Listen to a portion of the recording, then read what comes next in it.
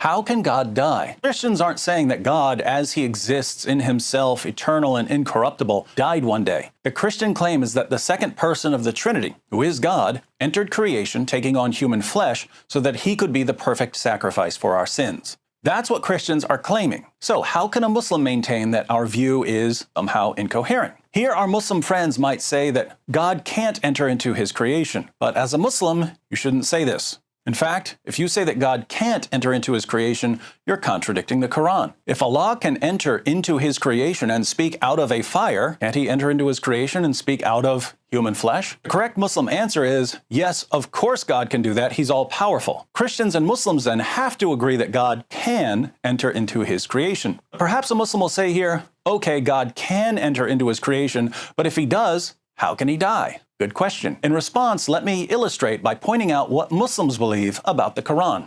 This is a Quran. This Quran, according to Islam, has two natures.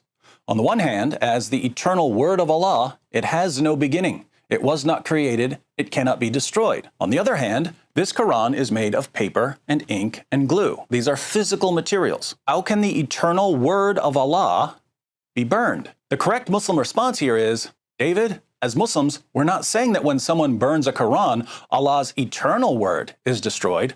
No, when someone burns a Quran, the paper and ink and glue that make up the physical nature of that Quran are destroyed, but the eternal nature of the Quran remains unchanged. If our Muslim friends insist that it's a problem for God to take on a physical form which can be killed, we can only conclude that it's also a problem for the eternal word of Allah to take on a physical form which can be burned.